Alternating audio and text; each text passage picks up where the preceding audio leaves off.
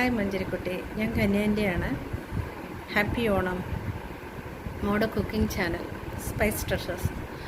അതിൽ ഒരുപാട് different items കാണാൻ പറ്റി. അത് മുംബൈ സ്പെഷ്യലാണ്. എനിക്കൊരുപാട് ഇഷ്ടമായ കുറേ ഐറ്റംസ് ഉണ്ട്. പ്രത്യേകിച്ച് പറയാനാണെങ്കിൽ കപ്പവട, ജൗവരിസി ഉപ്പുമാവ്, ഇതൊക്കെ ഒരുപാട് ഡിഫറെൻ്റ് ആയിട്ടുണ്ട്.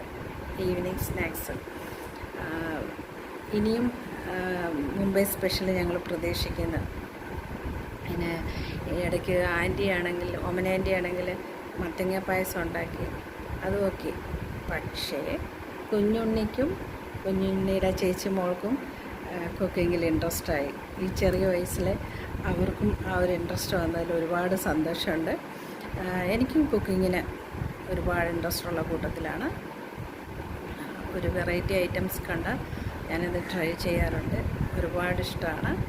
ഫുഡിനോട് എനിക്ക് ഒരുപാട് ഇഷ്ടമാണ്. പിന്നെ എന്താണെന്ന് വെച്ചാൽ മോളിപ്പോൾ ഇനി ഒരു ഡോക്ടറോ എൻജിനീയറോ ഒരു IPS ആരാവട്ടെ, നമ്മുടെ കൂടെ, നമ്മുടെ എഡ്യൂക്കേഷൻ മാതിരി നമ്മുടെ കൂടെ കൊണ്ടുപോകാൻ പറ്റുന്ന ഒരു സംഭവമാണ് കുക്കിംഗ്. അതിങ്ങനെ തന്നെ പോട്ടെ.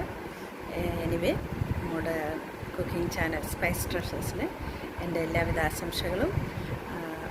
ഇനി പ്രത്യേകിച്ച് മോഡ ഫാമിലിക്കും കുഞ്ഞണ്ണി ഫാമിലിക്കും, പ്രത്യേകിച്ച് ഓമന ആൻറ്റിക്കും എൻ്റെ ഹൃദയം നിറഞ്ഞ ഓണാശംസകൾ.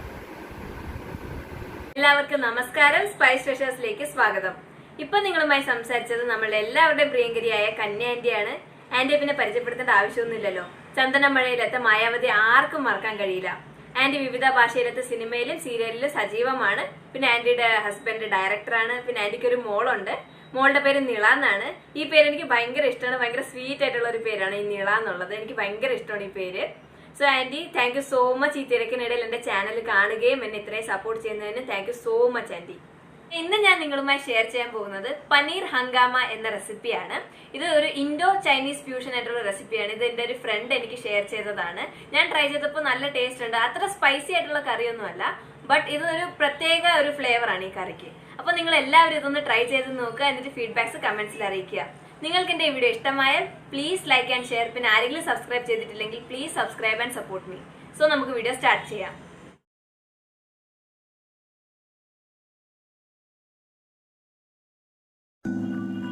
ആദ്യം തന്നെ നമ്മൾ പനീർ മാരിനേറ്റ് ചെയ്യാനാണ് പോകുന്നത്. അതിനായിട്ടൊരു ബൗളിലേക്ക് 5 ടേബിൾ സ്പൂൺ കോൺഫ്ലോർ ആണ് ആഡ് ചെയ്യേണ്ടത്.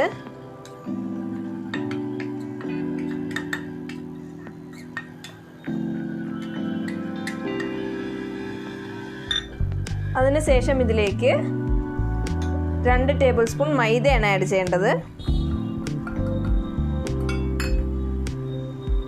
ഇനി ഇതിലേക്ക് ആവശ്യത്തിന് ഉപ്പും പിന്നെ കുറച്ച് വെള്ളവും ആഡ് ചെയ്തിട്ട് ഒരു ലൂസ് കൺസിസ്റ്റൻസിയിൽ ഒന്ന് ഇത് കുഴച്ചെടുക്കുക.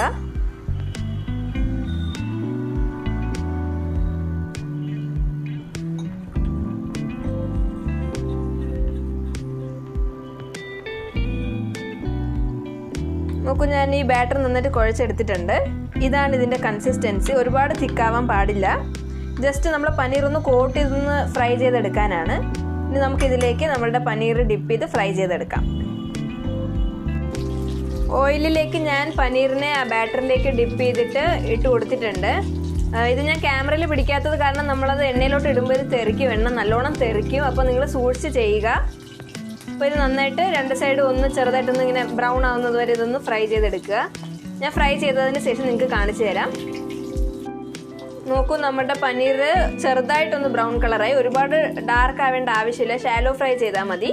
പിന്നെ ഇത് വറുക്കുമ്പോൾ നിങ്ങളിത് തൊടേണ്ട ആവശ്യമില്ല. ഒട്ടും നിങ്ങളത് തൊടേണ്ട ആവശ്യമില്ല. ഇത് സ്റ്റിക്കാവും കുറച്ച് അങ്ങോട്ടും ഇങ്ങോട്ടും. പക്ഷേ കുഴപ്പമില്ല. പനീർ സോഫ്റ്റ് ആയിട്ട് നമ്മളത് ഇളക്കി കൊടുത്തു കഴിഞ്ഞാൽ അത് പൊടിഞ്ഞു പോകും. അപ്പോൾ ഇത് വറുത്തതിന് ശേഷം നമുക്കത് സെപ്പറേറ്റ് ചെയ്യാവുന്നതേ ഉള്ളൂ കൈ കൊണ്ട്. അപ്പോൾ നിങ്ങൾ അതും കൂടി ഒന്ന് ശ്രദ്ധിക്കുക. ഞാനിവിടെ എല്ലാ പനീറും ഇതുപോലെ വറുത്തെടുത്തിട്ടുണ്ട്. നല്ല ക്രിസ്പി ആയിട്ട് വന്നിട്ടുണ്ട് പനീർ. നോക്കൂ, ഇതുപോലെ തന്നെ ഇത്രയും മതിയാകും. ഇനി നമുക്ക് ബാക്കിയുള്ള പ്രോസസ്സസ് എന്താണെന്ന് നോക്കാം. ആദ്യം തന്നെ ഒരു പാത്രത്തിലേക്ക് കുറച്ച് എണ്ണ ഒഴിച്ചു കൊടുക്കുക. എന്നിട്ട് അതിലേക്ക് വെളുത്തുള്ളി ആഡ് ചെയ്ത് കൊടുക്കുക. 7 ടല്ലി വെളുത്തുള്ളിയാണ് ഞാൻ ഇവിടെ എടുത്തിരിക്കുന്നത്. ഇനി നെക്സ്റ്റ് ഇതിലേക്ക് കാശ്മീരി മുളക് ആഡ് ചെയ്ത് കൊടുക്കുക. ഞാനിവിടെ 5 മുളകാണ് എടുത്തിരിക്കുന്നത്. ഇതുപോലെ ഒന്ന് ചെറിയ പീസാക്കിയിട്ട് ഇട്ട് കൊടുക്കുക. എന്നിട്ട് അതിലേക്ക് കശുവണ്ടി ആഡ് ചെയ്ത് കൊടുക്കുക. കശുവണ്ടി ഒരു 10 ആഡ് ചെയ്ത് കൊടുക്കുക. നിങ്ങൾക്ക് കൂടുതൽ പനീർ ഉണ്ടെങ്കിൽ അതനുസരിച്ച് ഇതിൻ്റെ എമൗണ്ട് വ്യത്യാസം വരും. ഇനി ഇത് നന്നായിട്ടൊന്ന് റോസ്റ്റ് ചെയ്തെടുക്കുക. ഇവിടെ കാഷ്യൂ നട്ട്സും മുളകും എല്ലാം നന്നായിട്ട് റോസ്റ്റ് ചെയ്തെടുത്തിട്ടുണ്ട്. ഇനി നെക്സ്റ്റ് ഇതിലേക്ക് നമുക്ക് ടൊമാറ്റോ കെച്ചപ്പാണ് ആഡ് ചെയ്യേണ്ടത്. ഞാനിവിടെ 3 ടേബിൾ സ്പൂൺ ടൊമാറ്റോ കെച്ചപ്പാണ് ആഡ് ചെയ്ത് കൊടുക്കുന്നത്. ടൊമാറ്റോ കെച്ചപ്പ് ആഡ് ചെയ്ത് നന്നായിട്ടൊന്ന് മിക്സ് ചെയ്ത് കൊടുക്കുക. ഒരുപാട് നേരം ചെയ്യേണ്ട ആവശ്യമില്ല. കെച്ചപ്പ് ആഡ് ചെയ്തതിന് ശേഷം ഇത് നന്നായിട്ടൊന്ന് മിക്സ് ചെയ്തിട്ട് ഗ്യാസ് ഓഫ് ചെയ്ത് കൊടുക്കുക. എന്നിട്ട് ഇത് തണുത്തതിന് ശേഷം ഇത് നന്നായിട്ട് മിക്സർ ഗ്രൈൻഡറിൽ അരച്ചെടുക്കുക. ഇനി ഒരു പാത്രം എടുക്കുക. അതിലേക്ക് എണ്ണ ഒഴിച്ചു കൊടുക്കുക. എന്നിട്ട് അതിലേക്ക് സവാള ആഡ് ചെയ്ത് കൊടുക്കുക. ഞാൻ ഇച്ചിരി വലുതായിട്ടാണ് അരിഞ്ഞിരിക്കുന്നത് സവാള. ഒരു വലിയ സവാളയാണ് ഞാൻ എടുത്തിരിക്കുന്നത്. പിന്നെ അതിലേക്ക് ക്യാപ്സിക്കം കൂടി ആഡ് ചെയ്ത് കൊടുക്കുക. ഇതുപോലെ ഡൈസായിട്ട് അരിഞ്ഞത്. ക്യാപ്സിക്കത്തിൻ്റെ അളവൊക്കെ നിങ്ങൾക്ക് ഇഷ്ടമുള്ള പോലെ ആഡ് ചെയ്യാം. ഞാൻ ഒരു ക്യാപ്സിക്കമാണ് ആഡ് ചെയ്ത് കൊടുത്തിരിക്കുന്നത്. ഇനി ഇത് നന്നായിട്ടൊന്ന് സോട്ട് ചെയ്ത് കൊടുക്കുക.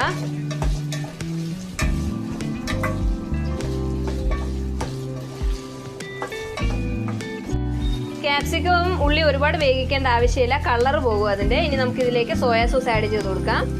ഞാനിവിടെ 2 സ്പൂൺ സോയാ സോസാണ് ആഡ് ചെയ്ത് കൊടുത്തിരിക്കുന്നത്. ഇത് നന്നായിട്ടൊന്ന് മിക്സ് ചെയ്ത് കൊടുക്കുക.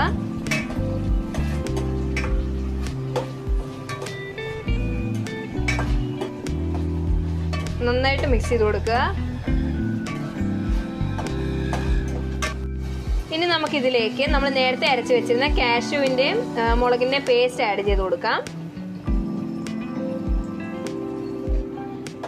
ഇനി ഇത് നന്നായിട്ട് മിക്സ് ചെയ്ത് കൊടുക്കുക. പിന്നെ ഇത് കാഷ്യൂ നട്ട് നമ്മൾ ഇതിൽ അരച്ചിരിക്കുന്നത് കൊണ്ട് നമ്മളുടെ കറി നല്ല തിക്കായിരിക്കും. അപ്പോൾ നിങ്ങൾക്ക് എത്രയാണോ ഗ്രേവി ആവശ്യമുള്ളത് അതനുസരിച്ച് വെള്ളം ആഡ് ചെയ്ത് കൊടുക്കുക. അപ്പോൾ നിങ്ങൾക്ക് കുറച്ച് കൂടുതൽ ഗ്രേവി വേണമെങ്കിൽ നിങ്ങൾ കുറച്ച് കൂടുതൽ വെള്ളം ആഡ് ചെയ്ത് കൊടുക്കുക. പിന്നെ ഇതിൽ കാഷ്യൂ നട്ട് ആയതുകൊണ്ട് നമുക്ക് വേറെ സെപ്പറേറ്റ്ലി കോൺഫ്ലോറിൻ്റെ സ്ലറിയോ ഒന്നും ആഡ് ചെയ്യേണ്ട ആവശ്യമില്ല. കാരണം ഇത് ഓൾറെഡി തിക്ക് ആയിക്കൊള്ളും. പിന്നെ ഉപ്പ് നിങ്ങൾ നോക്കുക. നിങ്ങൾക്ക് ആവശ്യമുണ്ടെങ്കിൽ ഉപ്പ് ആഡ് ചെയ്ത് കൊടുക്കുക.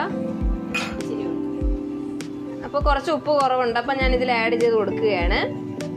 നമ്മൾ നേരത്തെ പനീർ ഫ്രൈ ചെയ്തപ്പോഴും ഒക്കെ നമ്മൾ ഉപ്പ് ആഡ് ചെയ്തിട്ടുണ്ടായിരുന്നു. പിന്നെ സോസിൽ ഉപ്പുണ്ടാവും. അപ്പോൾ അതനുസരിച്ച് നിങ്ങൾ അഡ്ജസ്റ്റ് ചെയ്യുക ഉപ്പിൻ്റെ എമൗണ്ട്. ഇനി നമുക്കിതിലേക്ക് നമ്മൾ നേരത്തെ വറുത്ത് വെച്ചിരുന്ന പനീർ ആഡ് ചെയ്ത് കൊടുക്കാം. ഞാനിവിടെ ടോട്ടൽ 300 ഗ്രാംസ് പനീറാണ് എടുത്തത്. ഇനി നമുക്കിതൊരു 5 മിനിറ്റ് മതി ഇങ്ങനെ വേവിക്കാനായിട്ട്. കാരണം ഓൾറെഡി നമ്മൾ പനീർ വറുത്തതാണ്. അപ്പോൾ ഒരുപാട് സമയം ഇത് നമുക്ക് വേവിക്കേണ്ട ആവശ്യമില്ല. ഒരു 5 മിനിറ്റ്സ് കഴിയുമ്പോൾ നമുക്ക് ഗ്യാസ് ഓഫ് ചെയ്യാവുന്നതാണ്. പിന്നെ ഈ കറി നമ്മൾ തിളപ്പിക്കും തോറും ഇത് തിക്കായിക്കൊണ്ടിരിക്കുക. അപ്പം നിങ്ങൾക്ക് എത്രയാണോ ആവശ്യം അത്രയും വെള്ളം ആഡ് ചെയ്ത് കൊടുക്കുക.